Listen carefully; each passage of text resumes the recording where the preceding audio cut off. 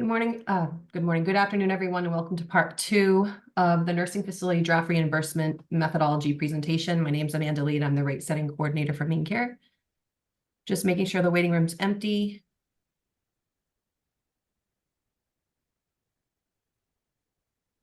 Okay, looks all set. Before we start, I'm just going to go over housekeeping for how to make a comment at the end of today's presentation.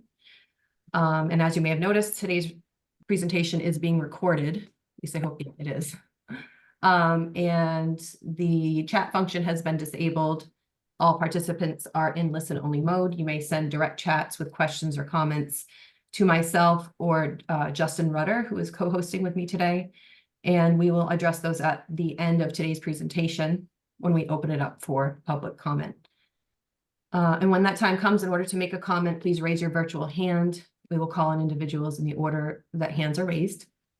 Internet users will use the raise hand function by either selecting participants or reactions from the meeting's controls at the bottom of your screen, and then selecting raise hand from several options that appear inside the participants panel.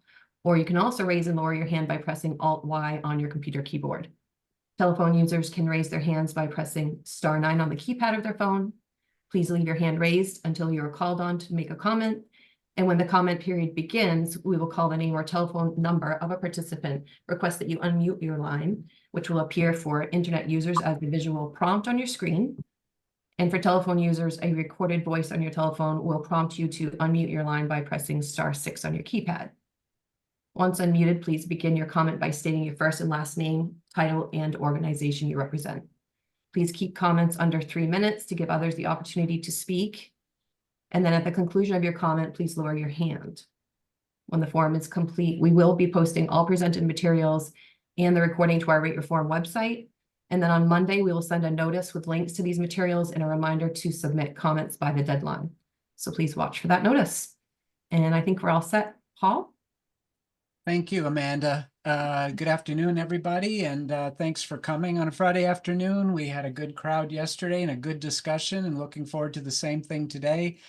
I'm Paul Saucier, Director of the Office of Aging and Disability Services. We have lots of people from the department and also from our colleagues at Guidehouse on the line today. We will forego introductions to save time, and we'll introduce ourselves as we speak. So going to the next slide.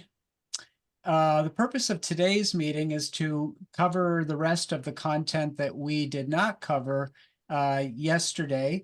Yesterday we focused on direct care, including the case mix adjustment and specialty care, and we talked about the transitional guardrails. We'll talk a little bit more about the guardrails today. And we will also look at the remaining components, routine, capital, or fixed, and value-based payment. Yesterday the timing worked out well. We had time to take all of the questions and comments that you all wanted to make. So hopefully that will happen again today. We're scheduled to go until 4:30. So let's take a quick look at the agenda. We'll do a recap of challenges in case some of you were not here yesterday, and a little bit of what we're seeing in the data. And then we'll tell you what we're proposing for routine and capital. We'll talk about the trend for routine. We'll spend some time on value-based payment. And then at the end, we'll do a recap of the 2 days in terms of the high-level overview of our proposal.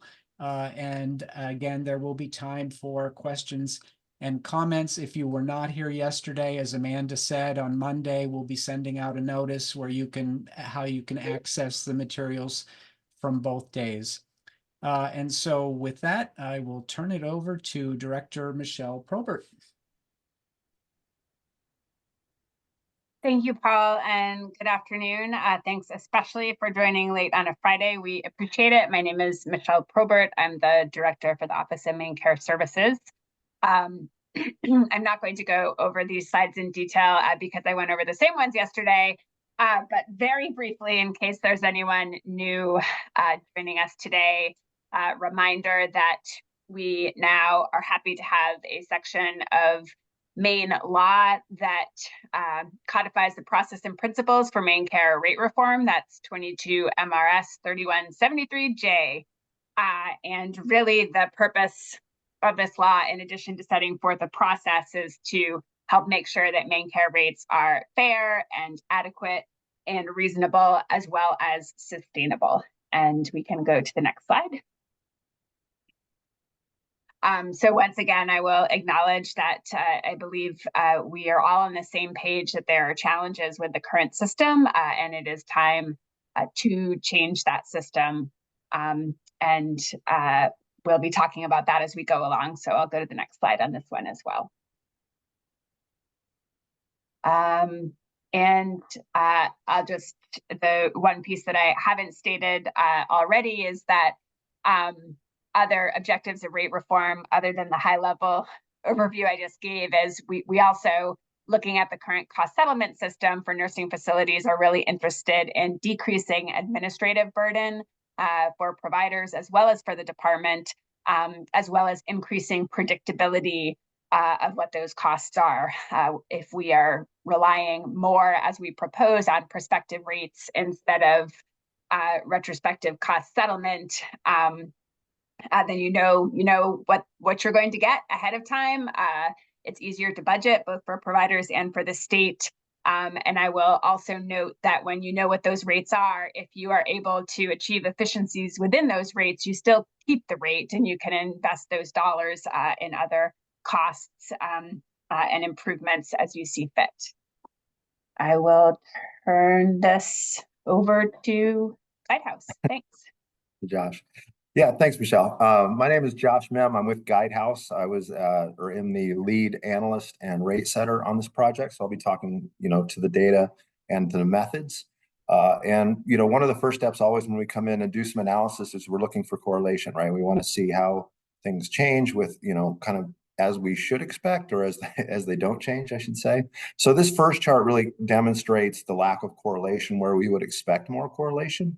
In this case, we're looking at indirect or routine cost per resident day against facility size. And as you kind of expect, as you get bigger, we can spread those costs out a little more over days. So that we do see some correlation. So the line is what we'd expect, but the correlation is only 0.11. So it's really not a strong correlation, which gives us a little bit of pause of trying to, use that for anything. And if we go to the next one, we'll see that play out even more. Now, this one is one you'd really expect, right? This one you say, okay, as my occupancy goes up, my indirect per total day or routine per total day is going to go down. And we do see a bit stronger correlation here, but 0.46 is really nothing, that you can hang your hat on. So the data really did present a challenge to us on this one. All right, go to the next slide. All right, so for routine care, what we're going to do, as you can see, as you know, right now we're individual rates cap limited to 110% of the median. And what we're going to do is we're going to do a standard rate at 112% of the median. And the 112% works out to essentially be the 75th percentile, which, is what it is. The inflation stays the same. We inflate in the non-rebasing years. And the change here is before we were cost settling, there's no cost settling. We're moved to a prospective payment. And then before there was no occupancy adjustment. And this one, we do have an occupancy adjustment. And we'll talk about this one a little more on the next slide. But it's going to start at 85% and then it slowly increase over the coming years. All right, go ahead, Justin. All right, so when we talk about the occupancy adjustment and how we select the rate, on the left, you can see this is kind of a representation of the cost per diem or cost per day for routine and indirect costs. And we just line those up and they are occupancy adjusted, right? So we're using the occupancy adjusted costs in this step, line those up, and we look at, what's in the 75th percentile, figure out the percentage it takes to get there and use that percentage. And then that's how we come up with our class rate of 141.60. I'm sorry, it's covered in my screen, 141.65. Sorry, I had to move my window. So yeah, so it's really pretty straightforward. I think this is not new to anybody. And so this should, again, just wanted to put this in front of you. All right, next slide. All right, so I think I can turn over to Erica for a bit to talk about trend. Josh. Sorry, my video is frozen. Okay, here we are. So we covered this for a moment yesterday. So this is holistically, if we think about how we are trending the rates entirely.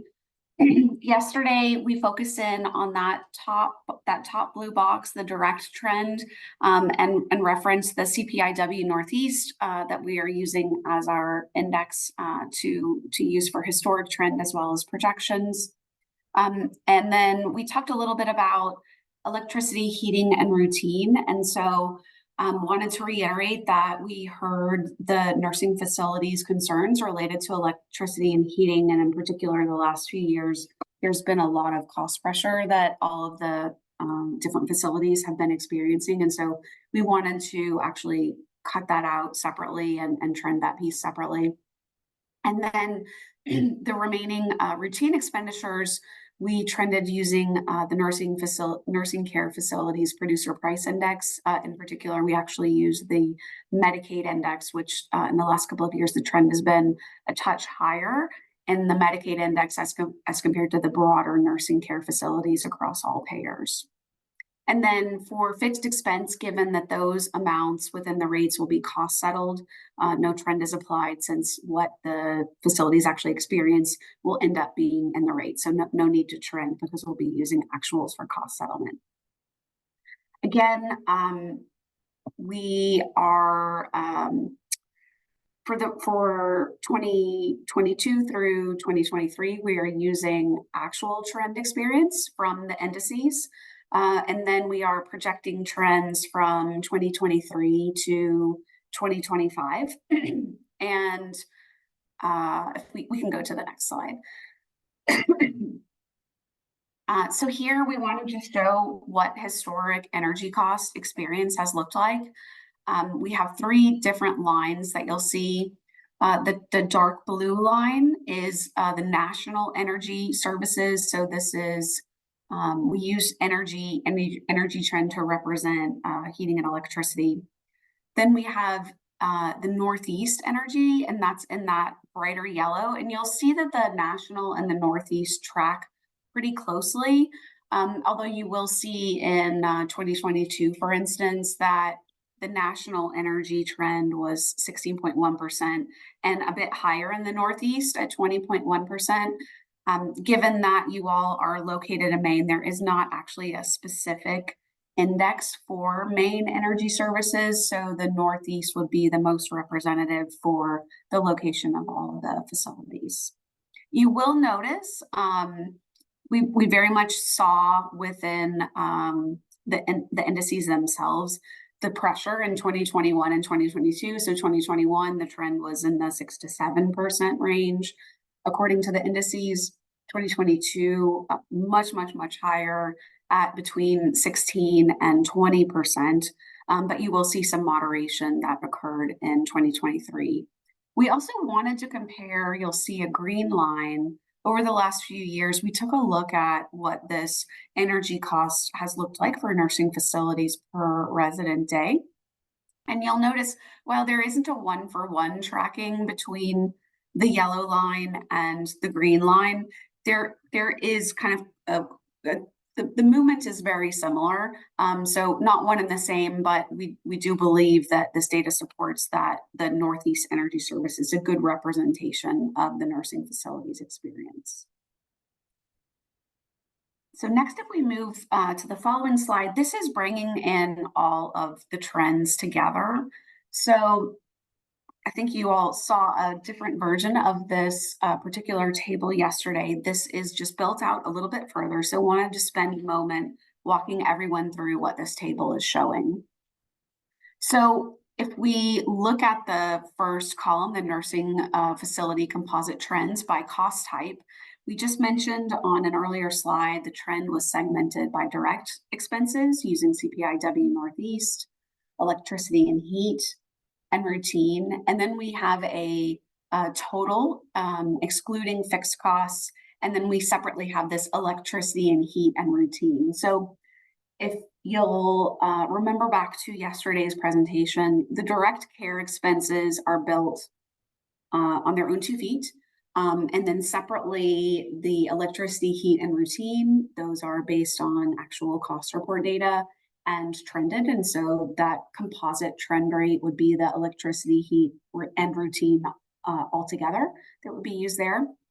And in totality, the trend excluding fixed costs in green from 2022 all the way through 2025, so for that 36-month or 3-month period, is 13.5%. But if we just focus in on electricity and heat and routine, the trend is higher at the 21.8%, and that is driven by those higher routine costs that we saw from the producer price index for Medicaid nursing facility. So if again, our actual calendar year 22 to 23 trends, those are based on what the indices have shown.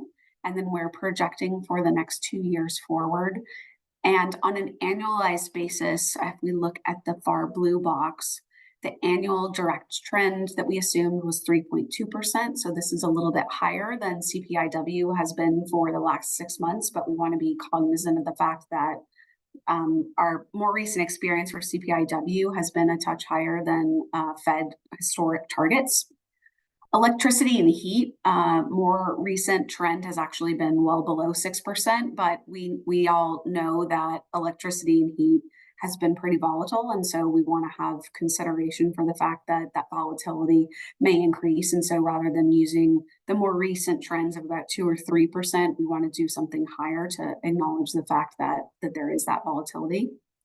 And then on the routine side, so that trend we are tying to the PPI Medicaid trend. 6% is what the run rate has been for about the last 6 months. So we saw some really high trends that came through 2022 and very early 23.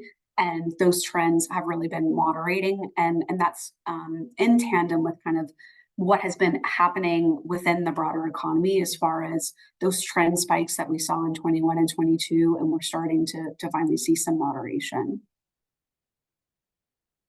As one quick comparison point, the seasonally adjusted medical CPIU nursing home and adult day, if we look at December over December for 2022, that's a 4.7% trend.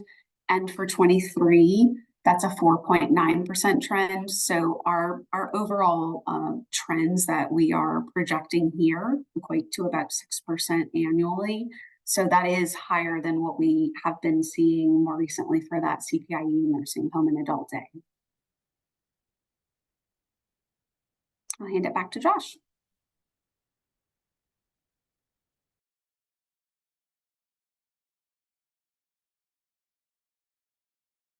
You're on mute, Josh. Every time. All right. So again, there aren't a lot of changes here, so we'll go quickly. So on fixed costs currently, we want capital to support the improvements and updates. There's no change with that. The one change here is with the occupancy. Right now, they're splitting occupancy between 60 and fewer and greater than 60. That's going to go to one occupancy adjustment at 85% and will increase over the coming years. And then they do cost settle it, so there's no change to that.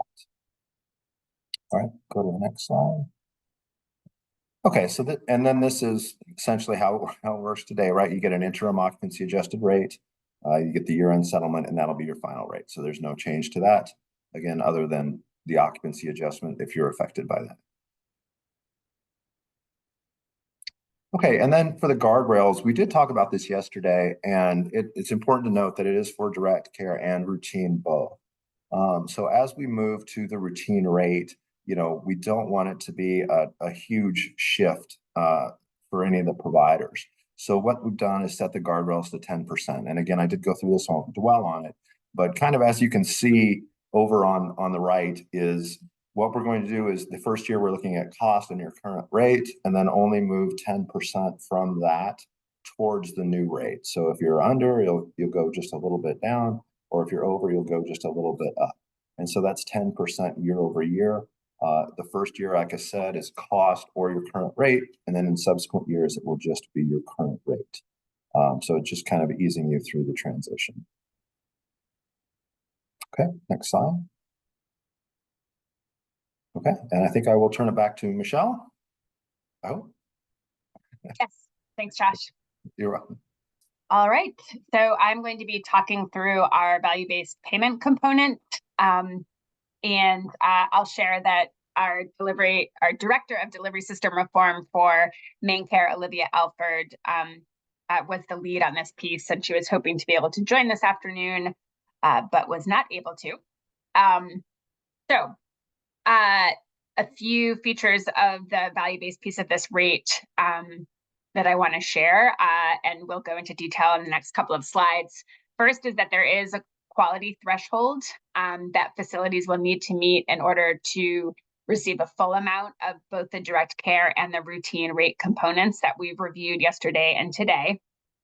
There is also an opportunity for top performers to earn more than the full rate that we've been sharing. This model, like the model today, continues to provide an incentive for facilities that have higher main care utilization. We're doing it in a different way, but that is a commonality between the current reimbursement methodology and this proposal. Generally speaking, when we are developing alternative payment models and thinking about the quality measures that are appropriate to tie to those models, we never set those quality measures in stone, because the part of the whole point of tying payment to quality is you want to move the metric and achieve improvement. And so if things are going the way we hope, you would change those quality metrics over time. Having said that, we do have areas where we plan to start out to focus on. The three main areas are: one, having a component that continues the theme of a focus on the importance of staffing and stability in staffing. A second area is person-reported experience. And as an example, the Core Q tool is one where we've had a lot of conversation, and there's familiarity amongst a number of facilities, and it's pretty simple. So that's one that we are seriously looking at. And then the third area is looking at clinical and/or utilization outcomes. These are just a couple of examples. We have currently an Innovation and Quality Advisory Council where we've looked at some of the main data and how that compares nationally, as well as variation within the state, and some areas, some measures of specific interest based on that data have been rate of emergency department visits, use of antipsychotic medications. So those are areas that we will have measures within, and we're going to continue working with the Innovation and Quality Advisory Council to finalize the specific measures as well as specifications. Next slide, please. All right.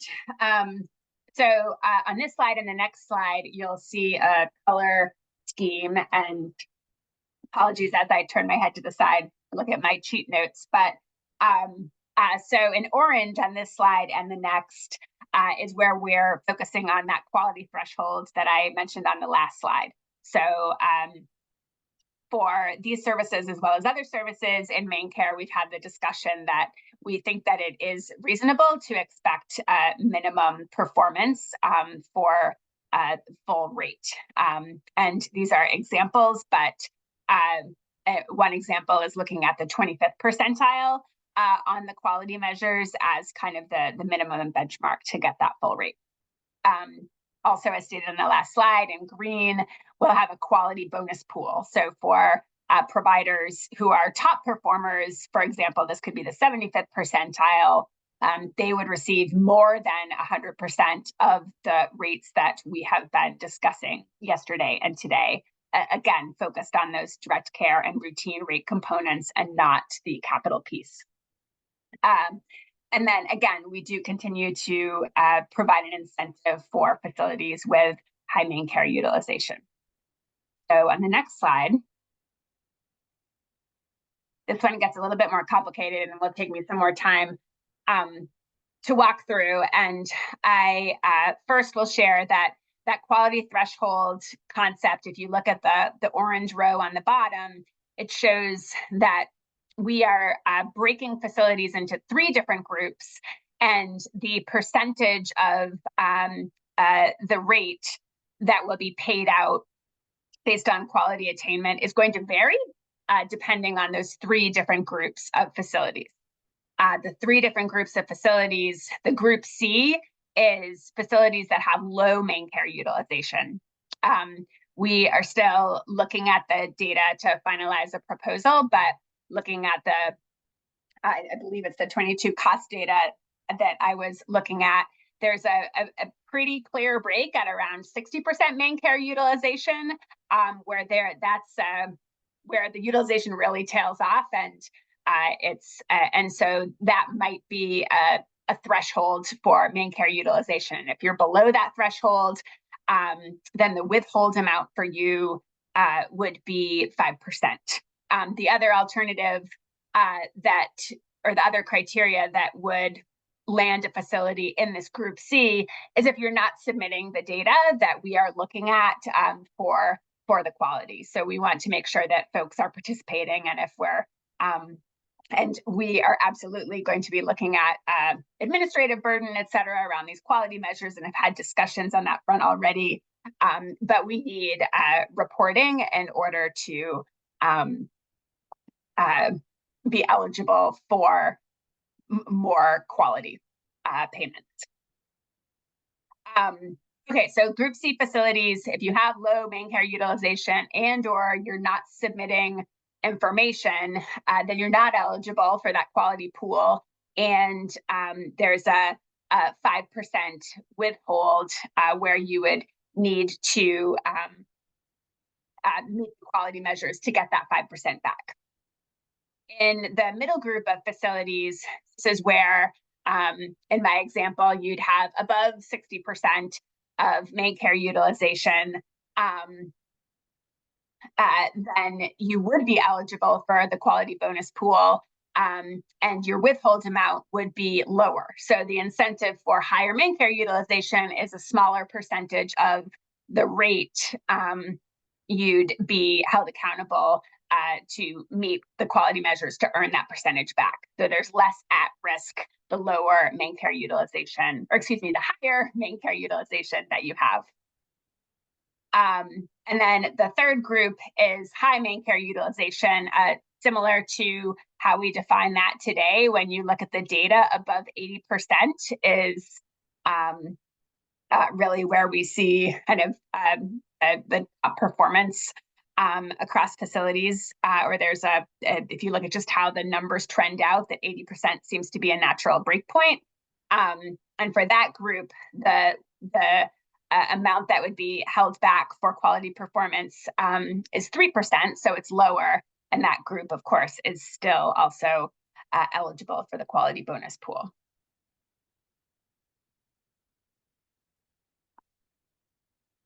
All right. Next one. Sorry, just back up for 1 second. I realize that this is one other piece I should share, that the payouts for the quality bonus pool would be based on facilities' share of Medicaid bed days, as well as the funding that's available in part through the withhold that's described in the last row there. All right, thanks. Yeah. Okay, so we've made it through the description of all the different components of the draft rate model.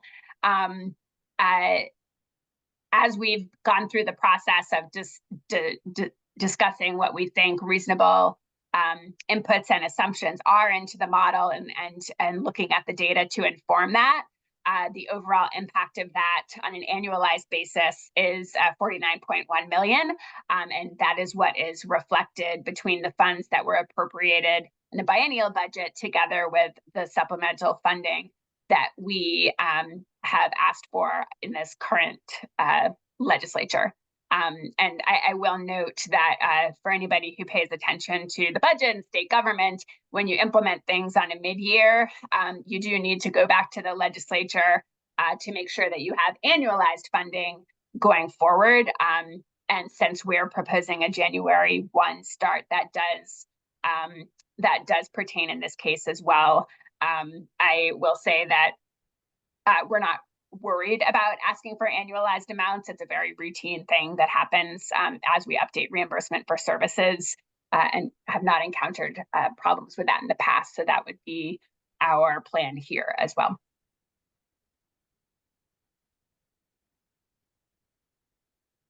Okay, so overall recap. Again, part of our objectives of rate reform, our focus is to focus on value, and that includes reasonable and lower costs where appropriate, as well as higher quality. And we are looking to do that both through the value-based payment component that I just reviewed, as well as really focusing on staffing and the importance of staffing in this model.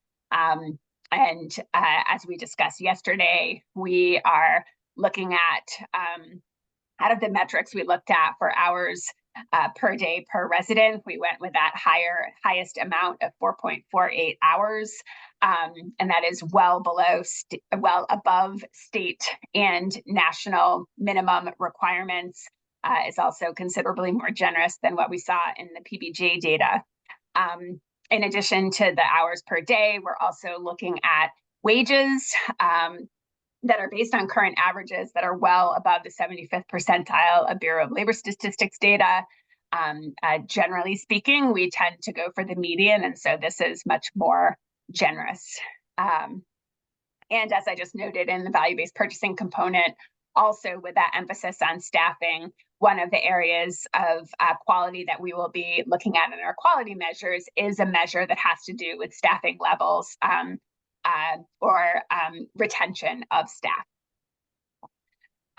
So with that, I covered most of the direct care components, just noting once again that both for direct care and the routine or indirect, there is no cost settlement for those components in this model. That should decrease administrative burden, improve predictability, and there's one more thing, but I'm still recovering from a cold, so I'm a little bit fuzzy today. All right, so I think that hits it on direct care. Indirect cost, we really price that based on the 75th percentile. So again, going above the median. And again, there's no cost settlement there either. The other piece I was going to say about the cost settlement is that if, for example, a facility is able to gain efficiencies compared to the assumptions that we've shared with you in this model, you still get the same rate. And so you're able to reinvest or redirect those dollars towards other costs or other improvements that you feel are appropriate for your facility. And so that is definitely another benefit of this proposed model. Capital costs, we are really keeping things as is in that regard. We recognize the importance of up-to-date facilities for patient and staff satisfaction and for well-running facilities, and so are continuing that model. And yesterday, Paul shared that this proposal is not going to apply for the facilities that are focused on brain injury, med psych. We need to do more work on those models and have additional stakeholder engagement. So we are going to continue the current reimbursement models for those facilities and look to implement new models in calendar year 26. For bariatric and ventilator care, we are going to be we're working on developing set add-on amounts to the rates that have been reviewed in this presentation. Again, providing that predictability on the front end so that facilities can more easily accept those patients and provide the needed care. And then lastly, we realize that this is a lot of change. Change is always hard. It can be challenging. There is a lot of variation in the current system. And so we are looking at a 3-year transition period during which we'd implement guardrails to minimize risk, minimize losses as well as gains that are projected in comparison to current costs and rates to phase this proposal in over time. All right. So this is where we're actually going to move to questions and comments. And we added this slide in here just because this is in response to some questions that came up yesterday. We heard comments that some facilities have found that there's a relationship between the amount of contract labor as well as the occupancy that they're able to achieve.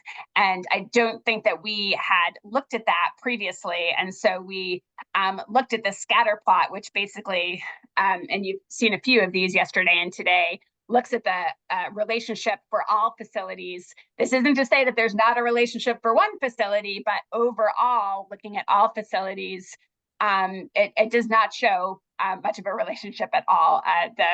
The R-squared metric is really looking at how much of the variation do we see in occupancy is related to contract labor, and it's less than 4%. And so while there's a very slight downward slope that with more contract labor, there's less occupancy, I think that's actually the opposite of what was discussed yesterday, but it's a really weak relationship. So again, this doesn't mean that it may not be significant for an individual facility, but overall, we do not see a strong pattern there at all. All right, so now we're going to move on to clarifying questions and then comments after that. Just a reminder, after today's meeting, you'll get an additional Microsoft Forms survey to fill out for questions on today's presentation that you'll get as part of the release of this information. It's also contained within the PowerPoint itself. I'm not going to click on it today. It looks the exact same. It flows the exact same. It's just based on today's agenda. And in a second, we will open it up to folks with their hands up. But I did have one or two chats that I saw come through that I think are quick answers.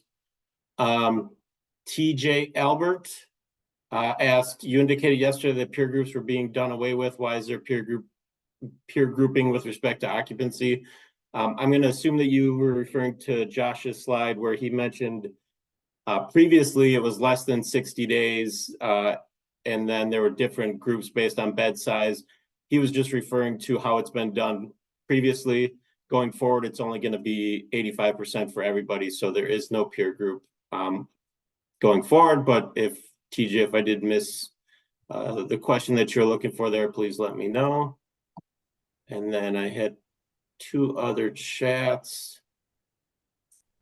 Lisa Trundy-Witten, I think this one's for you, Erica. Is PPI and CPIU for Northeast Energy measured December over December? Hold on one second. I believe that we took the averages of each of the 12-month periods. Just one moment.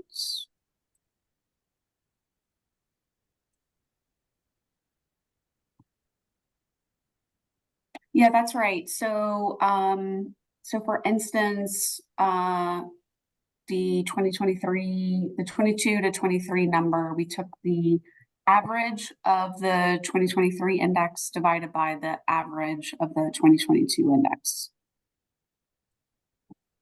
All right, and then one last one. I assume this is for Michelle on the value-based. Please clarify the logic behind having different payments based on main care utilization.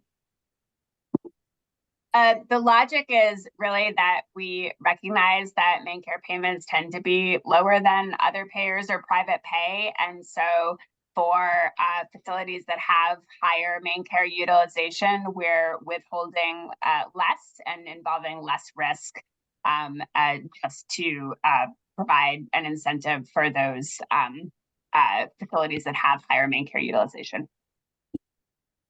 All right, and then Phil, we'll get to you in 1 second. I just saw one more pop up. T. Gil Martin on slide 19. You break out the percent of the rate at risk. Is there an opportunity to earn back additional dollars above the amount at risk for high performers, or are we limited to 100% of the rate? So the quality bonus pool is that opportunity to earn more than 100% of the rate for the top performers. Yes. And then one last one from Danielle, just asking how to ensure we get the list and the link to the recordings and copies. I believe Amanda will be sending those out to everyone that was invited to today's presentation on Monday. All right. Amanda, are you able to unmute Phil? Sure.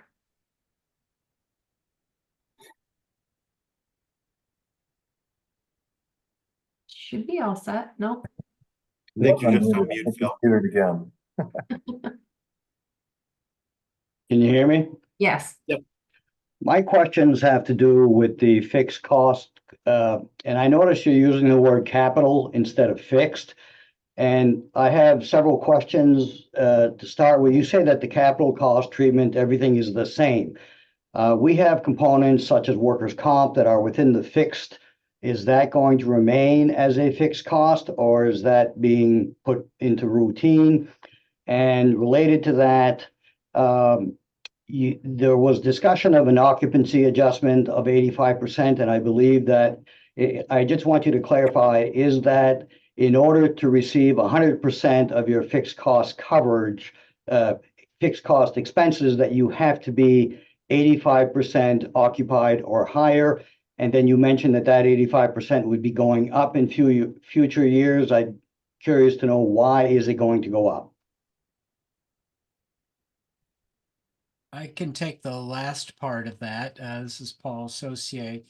There are about 1,600 empty beds in the system right now. There's a lot of discussion about Maine needing more nursing homes, more nursing home beds. And so we're wanting to provide an incentive to increase occupancy over time and get back to pre-pandemic levels. And so the idea would be to gradually bring it back up over 3 years to 90%. So the 85, so to get all your fixed costs covered, the 85% will grow to 90%. I don't know about the getting all of your costs covered part, Phil, and I'm hoping one of my colleagues can jump in on that. Okay, so the other part of my question was, are items being taken out of the fixed cost category? And if so, which ones? I believe that the answer is yes. There has been some movement, some involved with legislation over the years to move things into fixed costs that are not actually fixed costs, but receive fixed cost treatment. And so under this model, we are trying to be more consistent and saying that, the last component that is cost settled really is about capital. So I don't believe workers' compensation is in that category anymore.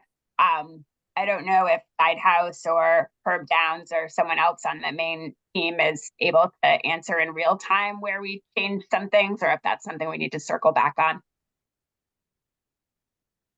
Okay. But if somebody knows the answer, pipe up and we can answer it sooner rather than later. It would be nice to find out what items have been removed. Yes, agreed. And we had actually talked about putting that in this presentation, and then it fell off our radar. So apologies for that, because it did come up before. So we will get clarity on that as soon as we can. We can share a list after. And Whoever Phil, spoke, that was hard to hear. go ahead. I just said that we can share a list.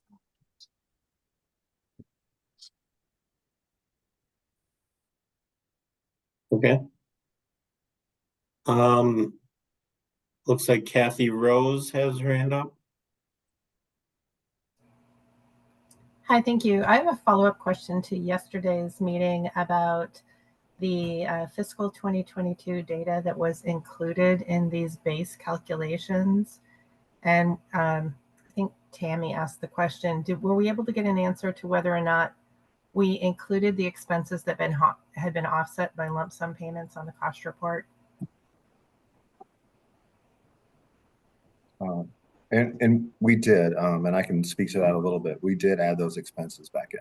So what we called the GG expenses were added back into these Excellent. calculations. Yeah. Okay, thank you. All right. Hi, Olga. I think you have your hand up. Thank you. I have two quick questions. One question is probably for Michelle. There are quite significant changes with reimbursement approach. Are you expecting that the rules of reimbursement are going to be rewritten, especially areas such as pre-approvals of certain costs to be allowable? And when do you expect a set of rules that support the change in reimbursement?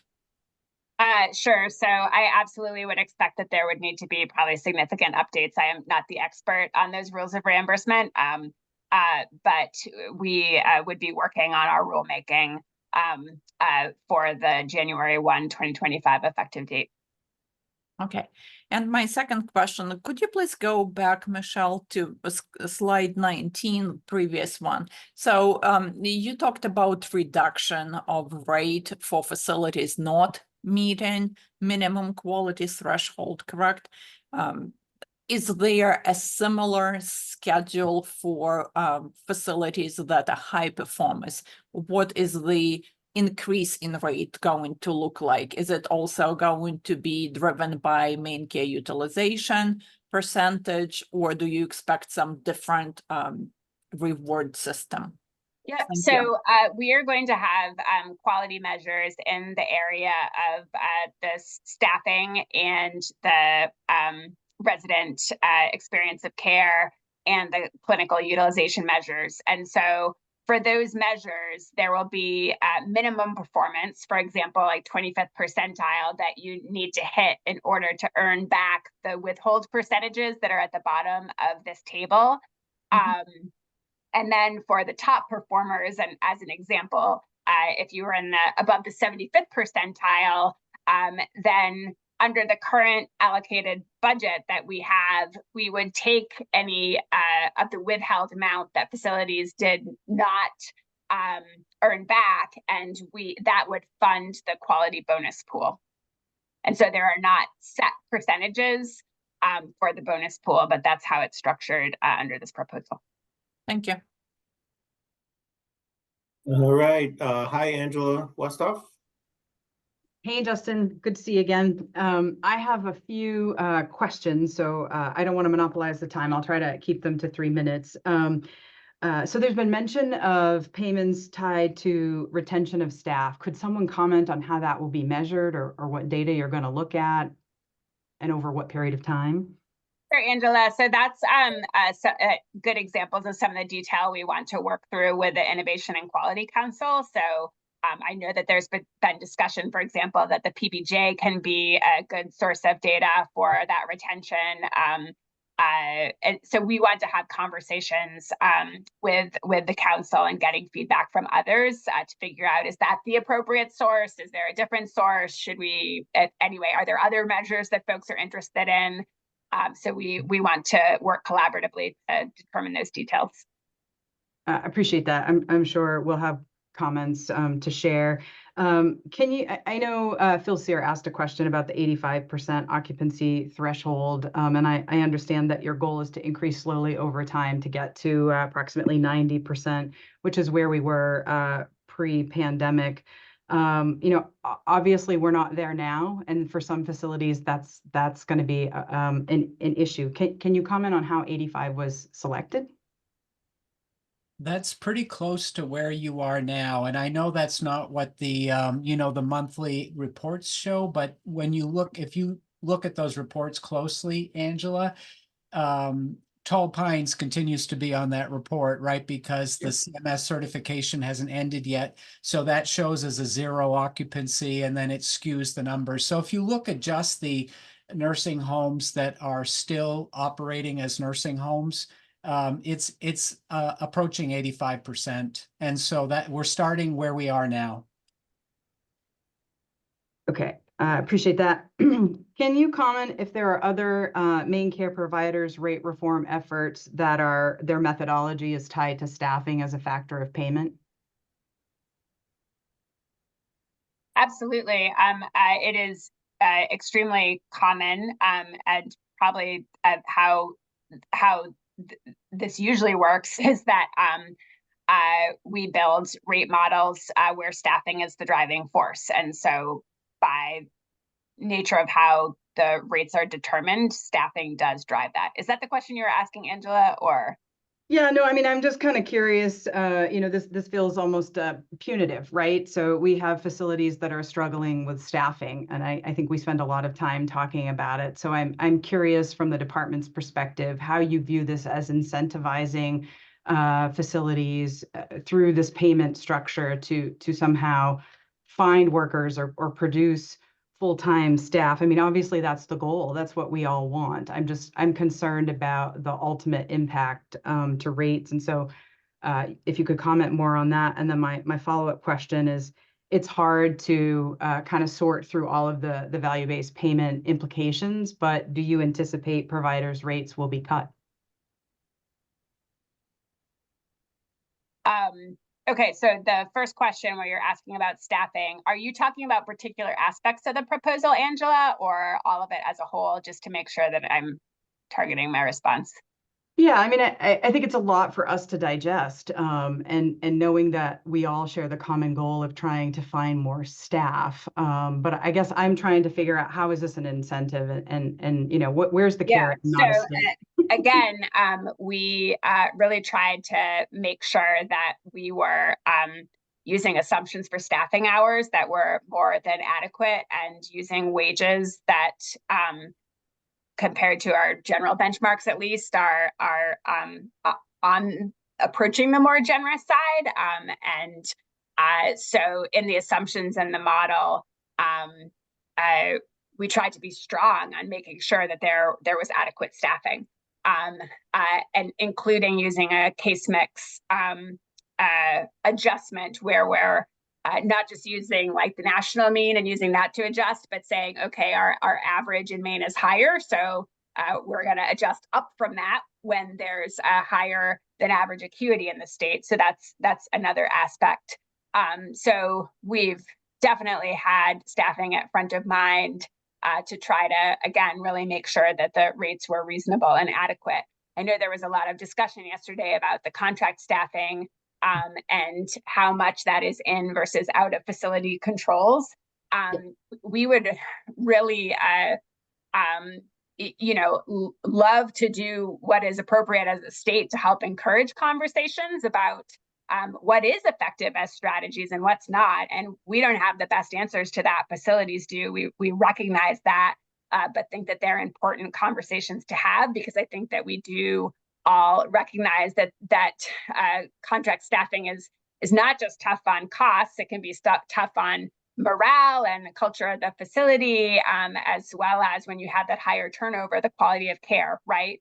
And so while we were basically asked yesterday, can you just, I think, pay higher rates when there's higher contract staffing, that provides an incentive to, well, just pay more when you have more contract staffing. And that is, there's been pretty good demonstration over years in healthcare that, how you're paying for something does have an impact on how things are delivered, right? And so by selecting a percentage of contract staff and saying, if you're below this, you keep the difference. If you're above this, it's going to be a little bit harder.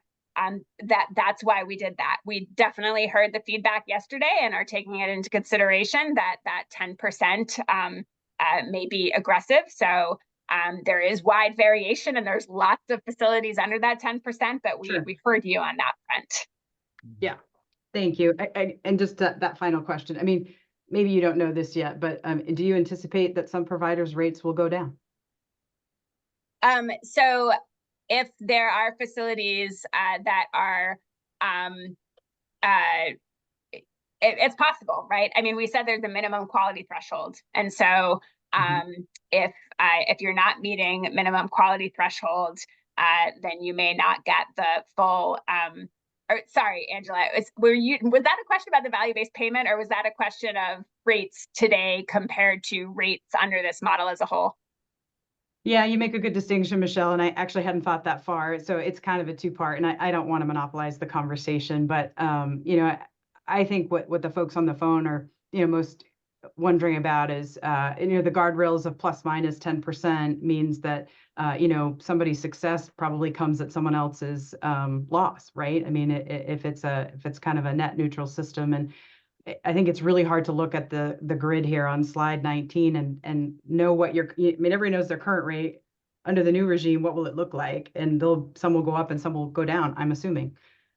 Yeah, and I mean, I wouldn't frame it as someone's success coming at someone else's loss. I mean, if you look at the current system right now, you could have two facilities side by side serving, you know, the same acuity patients in the same area, and one could be getting significantly more than the other facility because their costs are higher.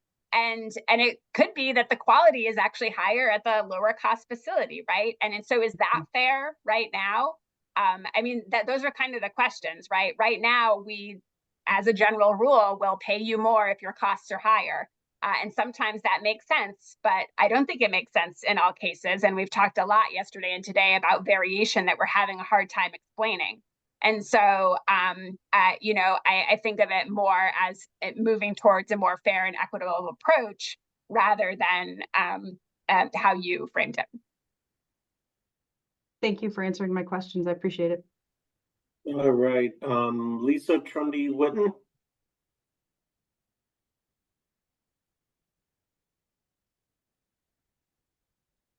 Did we? Yeah, no, I'm here. Thanks, sorry. So I'm kind of intrigued on the capital cost piece of it. We're seeing more and more that a lot of states are moving away from cost-based reimbursement for capital to more of a fair market rental model. I'm wondering if you looked at that and what makes you feel like a fully cost-based is the right way to go for capital costs. And a part of that also is any consideration for renting, for leasing for unrelated parties, any change in that treatment under the new model? Let me just say, we know that we have a lot of old stock in Maine. We have a lot of outmoded nursing homes that, you know, if they were to be replaced, you'd want to replace them with different models that are safer and offer more privacy, more person-centered approach, and so on. And so we wanted to make sure that there's a mechanism to allow for that kind of investment. On the lease questions, I can't answer that piece, but maybe somebody else can.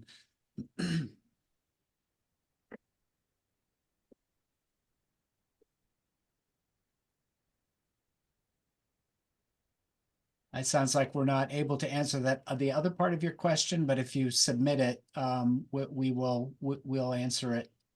Absolutely, Paul. Thank you very much. All right, Sharon and Benjamin, who submitted questions through the chat. I'm going to save these till the end. You guys both asked the same question, so I'll do that last. TJ Albert, do you have your hand up?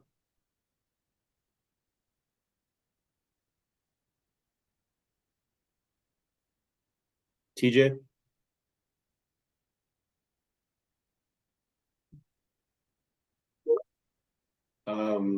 All right, we'll come back to you, TJ, if you still have a question. Maureen Carlin. Does he have to unmute himself, or do we have to unmute him because he's I muted? think you can unmute yourself, I believe. Oh, okay. Hi, it's Maureen from Maine Healthcare Association. I have a question and a comment on the value-based program. My comment is, I think that it's going to be very important that the incentive payment must meet the cost of whatever the improvement is. For example, if we're talking about antipsychotic use, you need to hire behavioral specialists or provide additional training or resources for staff that are going to be costly to our centers. My question is, in the value-based program, and maybe you already said this, is there going to be any incentive for people who are currently low performers, but that make some significant improvement? Yeah, we have talked about that, and there are trade-offs between complexity of the model and looking at that. I mean, I think one aspect that we've discussed is that if you have low past performance, so if you're medium or high main care utilization, but you have low past performance, you're going to have less withheld if you've had consistent performance. I probably didn't say that well. I'll make an excuse for myself to say that when Olivia is here, she'll be able to probably describe it better than I just did. So we'll make sure to follow up on that in writing too, Maureen. All right. Can only see the K. Kelnan. No first name, but you're up. Hi, I'm Kathy Kelnan, President and CEO at the Cedars. I just wanted to talk a little bit about the struggles with staffing. This summer, we did a pilot project with the Alphont Career Advancement Program and also Southern Maine Community College in the Cedars, where we worked with 8 people, all new Mainers. 3 were in high school, 5 were post-high school. And the results of that were that 5 actually passed the paperwork of the program, but only 2 actually received their certifications. And also in this program, we provided housing.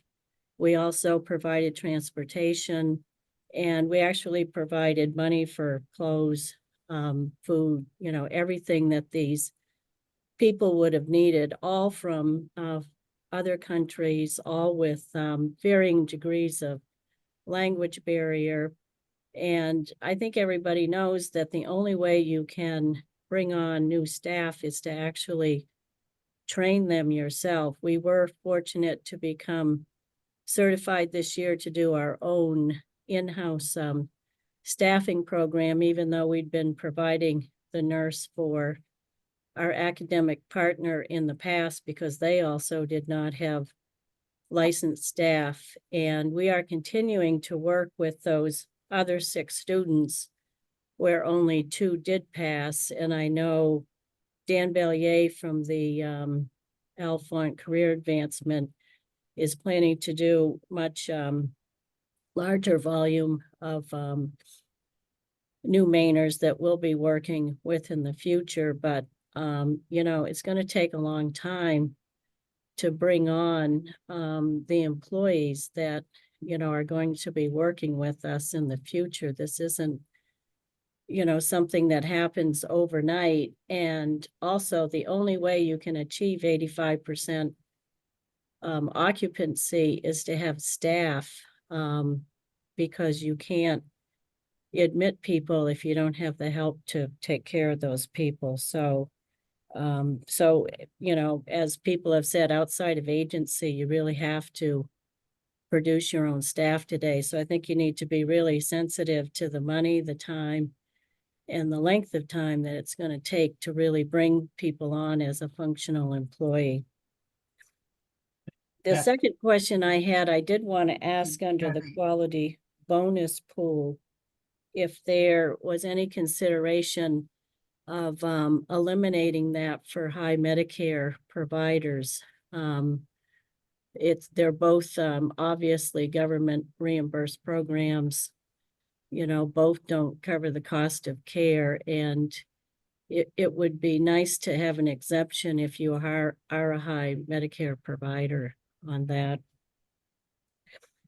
I also wanted to ask if there was any consideration for recognizing innovative providers. I know the Cedars has had a history of very high innovation. We have done research for years, actually have become nationally recognized. We've implemented a number of national programs. We just continue to innovate as much as possible for, healthy aging in all of Maine. And I wondered if that was a consideration. And then the last thing I wanted to ask about was capital. We're in almost a 35-year-old building here. Government reimbursement pays for our operating costs, but it certainly doesn't cover any capital improvements. And we have a building that's deteriorating. We were able to get a grant to replace our roof. We were able to just get a grant from FEMA for a new generator. We have a rental out front of the building. We have a HVAC system that totally failed last summer for air conditioning. And I know that this is something that I've spoken to the commissioner about. And then also we have implemented households. And, we would like to do additional households in this old building. And of course, the demand for private pay rooms is every day.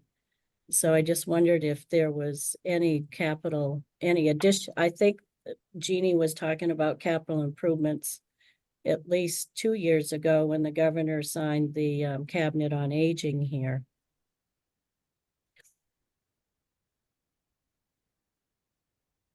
I can first say on your comments to the value-based component that we didn't explicitly talk about innovation, but I welcome you to provide your feedback and ideas, and we would love to have those. And I also just thank you for sharing the program that you've had with working with new Mainers to staff up. It certainly does sound innovative, and appreciate those efforts.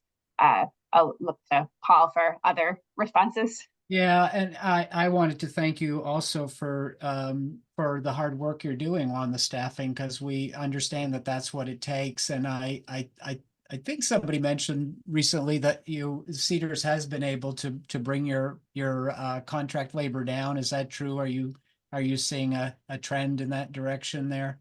Yes, we have. Yeah, so it is hard work, and as Michelle said, the 10% is aggressive, and we recognize that, and open to considering that. I'll add to Michelle's comment about the innovation. We did look at, there are some states that will award value-based points for being a Baldrige winner. That seemed a little bit I don't know, didn't seem like a very strong measure to us, because, it's a whole nomination process and so on. But I think if you have specific ideas, Kathy, on how we could incorporate innovation in some kind of value payment, we're definitely open to that. Right, we'll give you some suggestions. Oh, one other thing I wanted to mention about the Cedars, you mentioned the household model. Certainly nationally, those models have much better retention. And I don't know if you're seeing that in your household model, but it's one reason to move in that direction. The households are definitely powerful recruitment and retention for employees, but skilled nursing is not. That's what we really need. And, we could fill this building in a heartbeat if we had every bed open for Maine Med, but, nursing staff is leaning much more toward assisted living today and not toward skilled nursing. Mm. And then also in Portland, our direct care's gone up 45%, and our licensed staff is over 35%. And as you know, I think we've been as high as 35% on the agency side, certainly not as high as St. Joseph's in this area, but Medicare does recognize regional differences, especially between Portland, Bangor, and Lewiston. And I think Portland's like 20% on the Portland side. So I really would like some recognition for the regional difference between salaries in this state, because we're in the most competitive region to get for anybody. We even compete with, tourist industry, hotels, right? I mean, we're in a very competitive part of the state.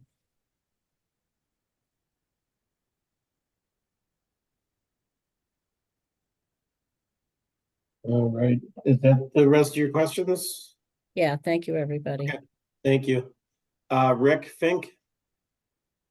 Rick Fink from Genesis Healthcare. I have a question regarding the value-based payment component, the percentage that's going to be withheld until the performance. When does the state plan on quantifying the performance and the payment? And is there an intention to pay that back as a lump sum? Is it going to be quarterly, semi-annual, annually? Thanks, Rick. That's an excellent question. And we haven't finalized it yet, but we have talked about quarterly. It's not intended to be annually because we recognize the cash flow needs. Right. Let me explain to you, though.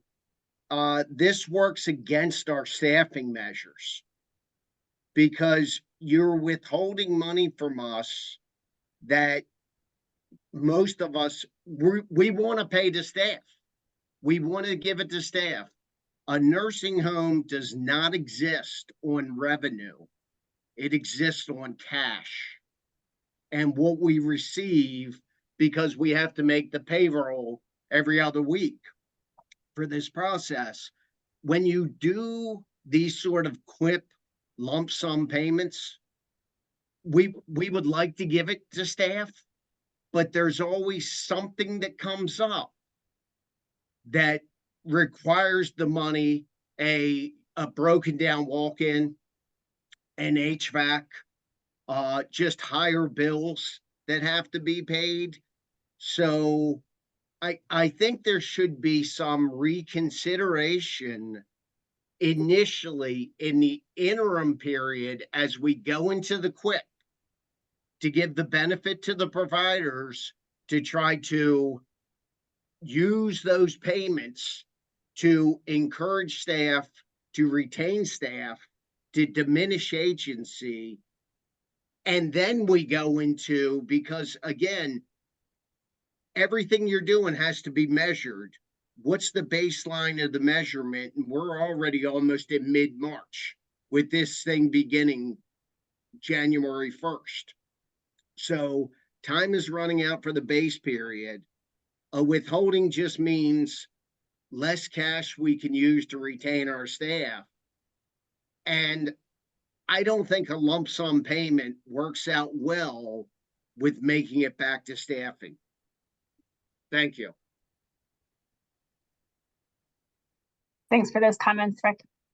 Thank you. And I'll just say one thing in response, which is we do recognize, and when we're finalizing specific measures, we do take into consideration, is this data that's already being reporting that facilities already have, or is this new? And if we settle on a measure that's really new where there's not that baseline data, then there may be a transition period, to your point, where you need to get the data, which is work, and that might be what is kind of like a pay for reporting until you have the data to base it on performance. So that is something that we've talked about.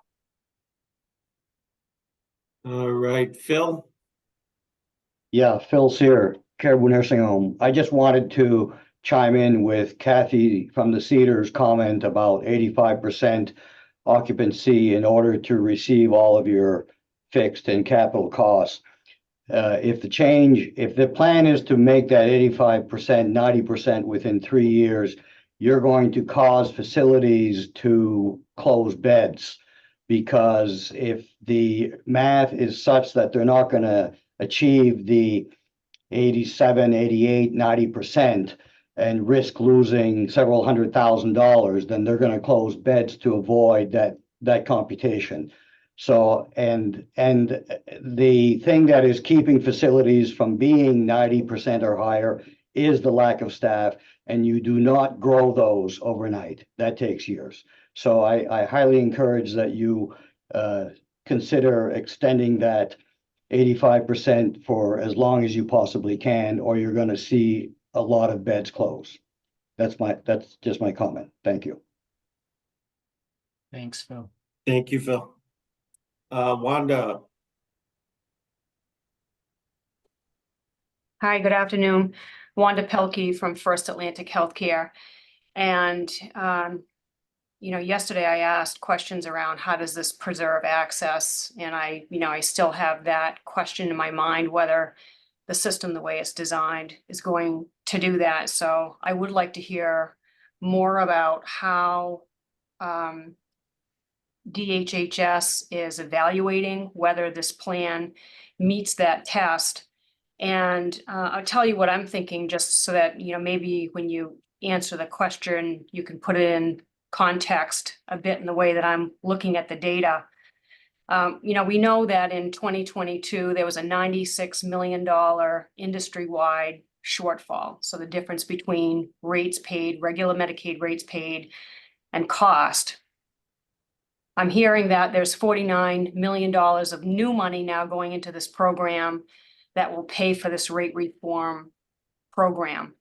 So if the 2022 shortfall stabilizes, and I don't know that anybody on the call thinks that in 2024 or in 2025, it's still going to be limited to 96 million, but let's just pretend that it is for the moment. That $49 million of more money, additional money, is going to essentially half the rate of the shortfall. So let's round it to $50 million remaining shortfall.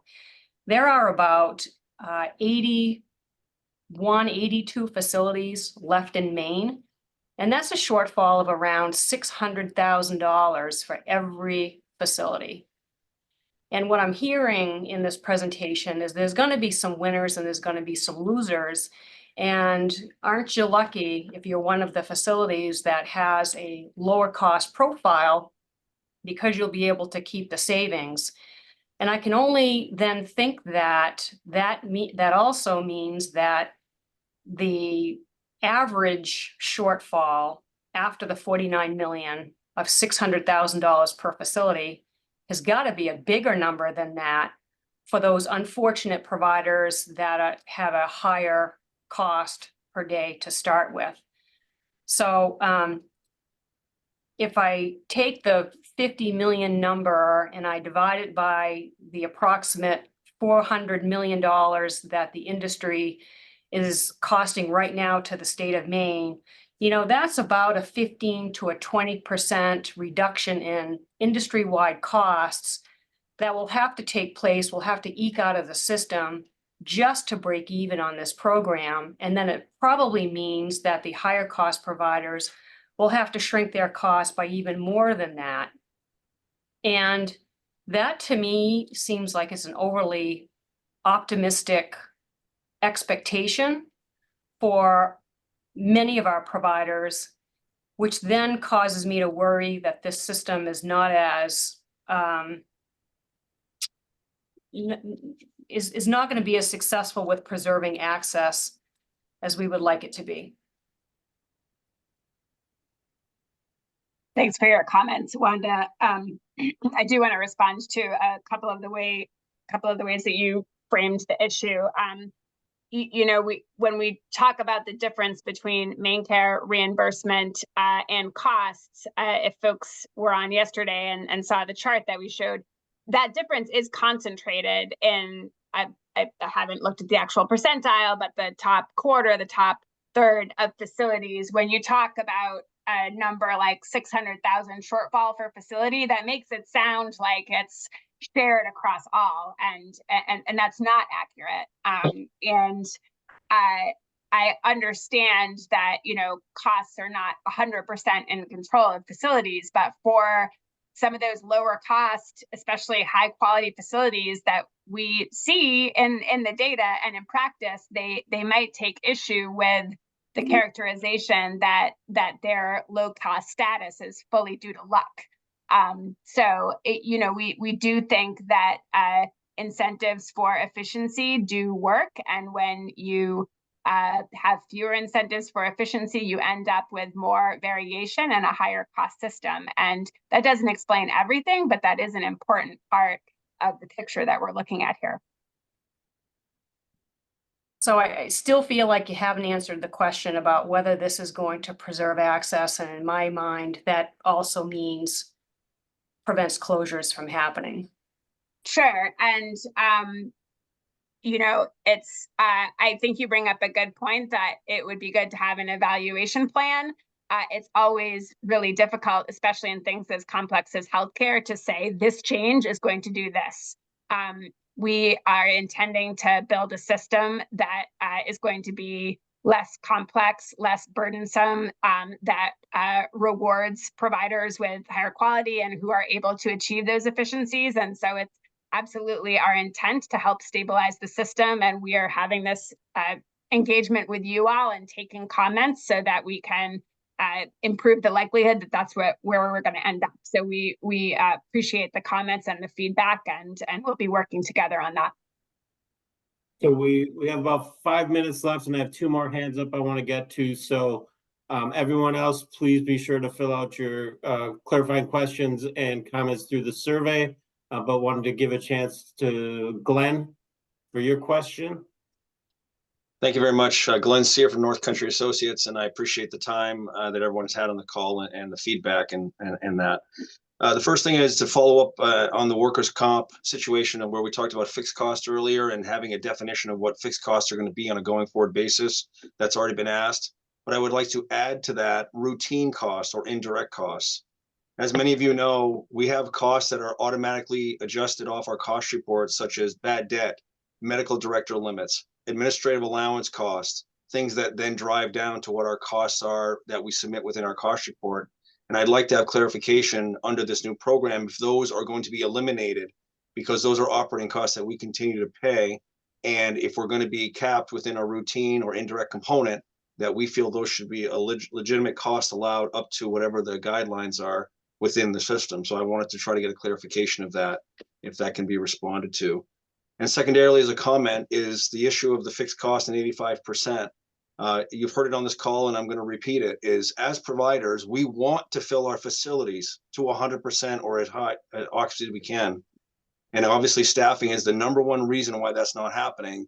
And to be financially penalized for things that are out of our control to a certain degree, I just feel that are not appropriate. And so I would like to see either an extension or a modification to the 85% occupancy on fixed cost to be ramped up to 90% over a 3-year period. I just don't think that's legitimate as a provider. And I do support what Mr. Sear, Phil Sear said, is that providers will look at that. And if we cannot meet those guidelines, we're not going to be adding access to the system.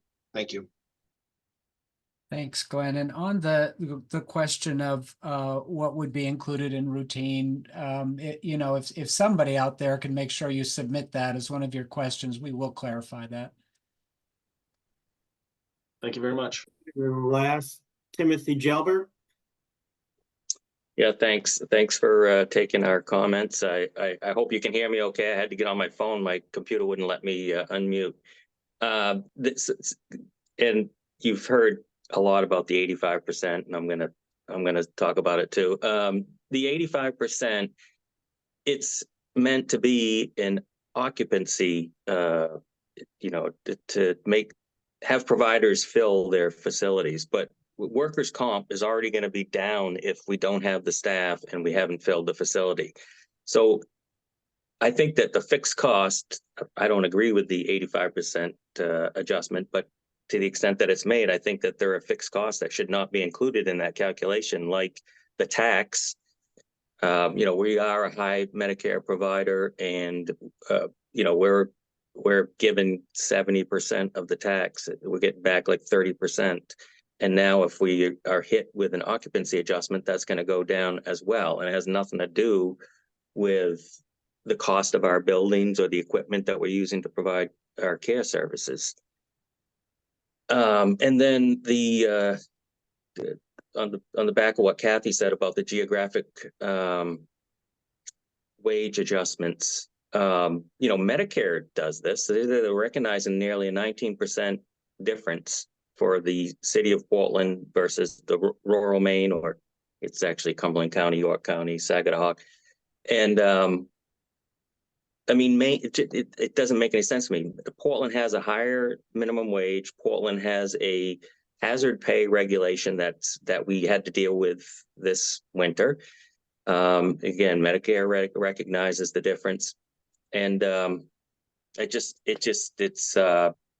it doesn't make any sense that you wouldn't look at the different the different wages around the state and use the resources of the Medicaid program to, you know, best align where the dollars should be going. And then I guess I would ask, are you doing away with just the wage adjustment for nursing facilities, or are we, you know, reducing or getting rid of the wage adjustment factors for hospitals and other healthcare providers, because we are competing with them for staff? And so we appreciate the comments, Timothy, and I will say that we actually spent a fair amount of time looking at regional variation. We know Medicare adjusts. We actually don't have a standard practice within Maine Care of regionally adjusting for wages, but we were looking at it in this case. We do not see from the cost report data, recognizing Medicare makes these adjustments, we do not see that variation in wages reflected amongst the facilities right now. And again, I'm talking in the aggregate, so I'm not saying that that's true for your facility, but when we look at how Medicare splits it out and we look at the variation across the facilities based on the cost report data, we're not seeing that regional variation in wages. So why is it being done right now then?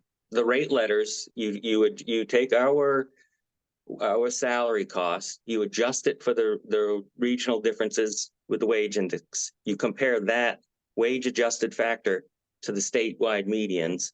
You get the lower of the two, and then you wage adjust it back to our location. Right. So I think the fact that we're doing those adjustments now and we're not seeing that resulting variation in the wages, it's a good question, right? A decision was made long ago to regionally vary payment for the wages. And even though that's the case, we're not seeing that variation in the wages and the cost reports now. So the money is going someplace else and not to the wages. Are we going to be able to access the data that you've used to put the system together?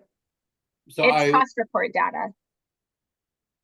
So I did want to, because we are at time, I want to be mindful of everyone's time today. There were several questions about when will folks receive their rates and additional information regarding their rates.